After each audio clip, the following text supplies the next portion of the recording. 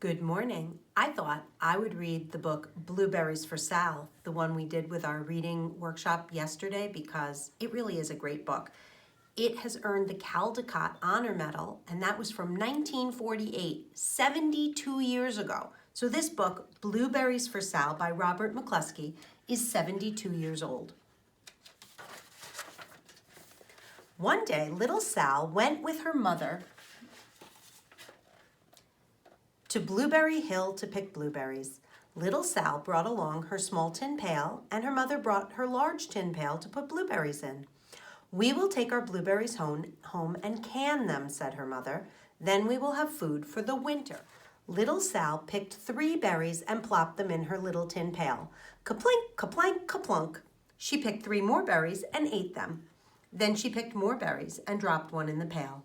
Kaplunk. And the rest she ate. Then little Sal ate all 4 blueberries out of her pail. Did you keep track? How many are in there? None anymore, right? Her mother walked slowly through the bushes, picking blueberries as she went and putting them in her pail. Little Sal struggled along behind, picking blueberries and eating every single one. Little Sal hurried ahead and dropped a blueberry in her mother's pail. It didn't sound kaplink because the bottom of the pail was already covered with berries. She reached down inside to get her berry back, though she didn't really mean to. She pulled out a large handful because there were so many blueberries right up close to the one she had put in. Her mother stopped picking and said, "Now, Sal, you run along and pick your own blueberries." I read it wrong. Look, your own berries. Mother wants to take her berries home and can them for next winter. Her mother went back to her picking, but little Sal, because her feet were tired of standing and walking, sat down in the middle of a large clump of bushes and ate blueberries. On the other side of Blueberry Hill, Little Bear came with his mother to eat blueberries. "Little Bear," she said, "eat lots of berries and grow big and fat. We must store up food for the long, cold winter." Little Bear followed behind his mother as she walked slowly through the bushes eating berries. Little Bear stopped now and then to eat berries. Then he had to hustle along to catch up. Do you notice that it sounds a lot like little Sal and her mother? Because his feet were tired of hustling, he picked out a large clump of bushes and sat down right in the middle and ate blueberries. Over on the other side of the hill, little Sal ate all of the berries she could reach from where she was sitting and started out to find her mother. She heard a noise from around a rock and thought, "That is my mother walking along." But it was a mother crow and her children, and they stopped eating berries and flew away, saying, "Caw, caw, caw."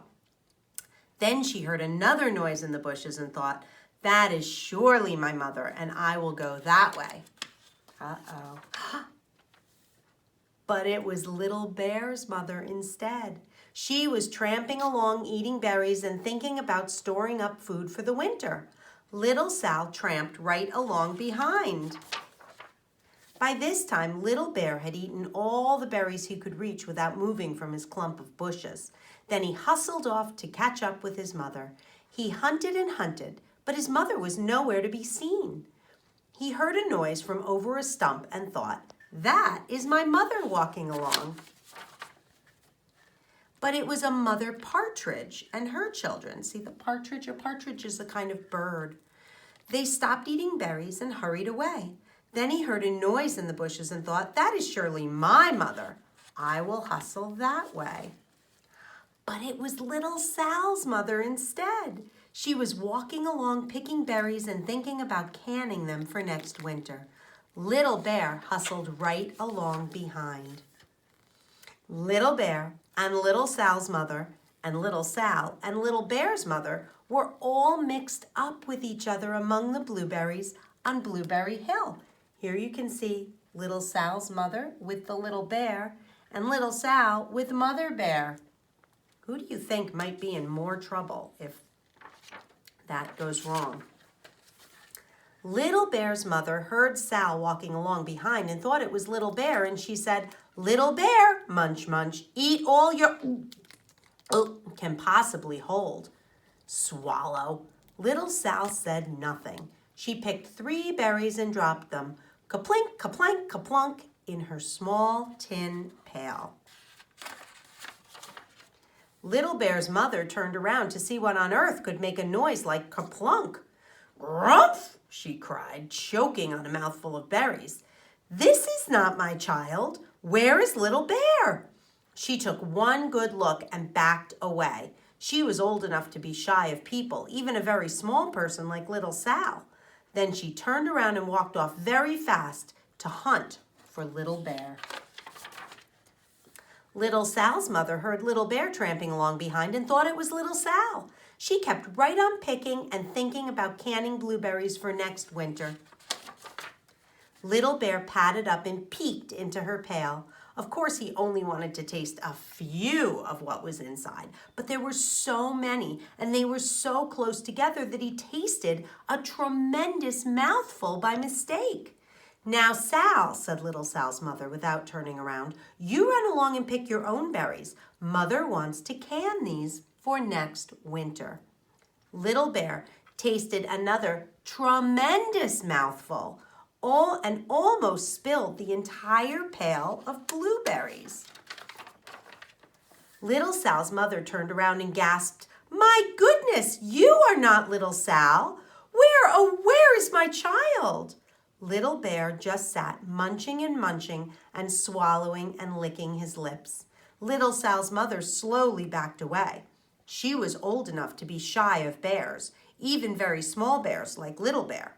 Then she turned and walked away quickly to look for Little Sal. She hadn't gone very far before she heard a kaplink, kaplank, kaplunk. She knew just what made that kind of a noise. Little Bear's mother had not hunted very long before she heard a hustling sound that stopped now and then to munch and swallow.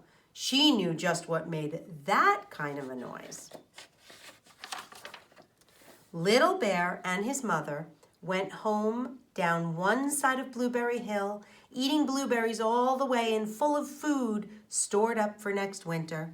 And Little Sal and her mother went down the other side of Blueberry Hill, picking berries all the way, and drove home with food to can for next winter. A whole pail of blueberries and 3 more besides. Which pail had the 3 more besides, right?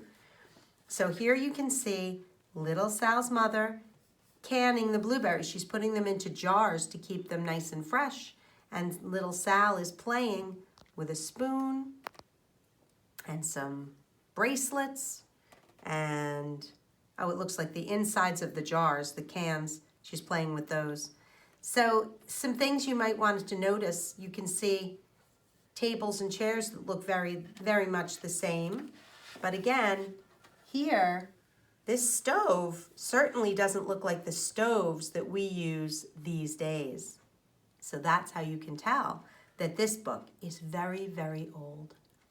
I hope you enjoyed Blueberries for Sal. This is one of my favorite stories. I love this story, and I love blueberries. How do you feel about blueberries?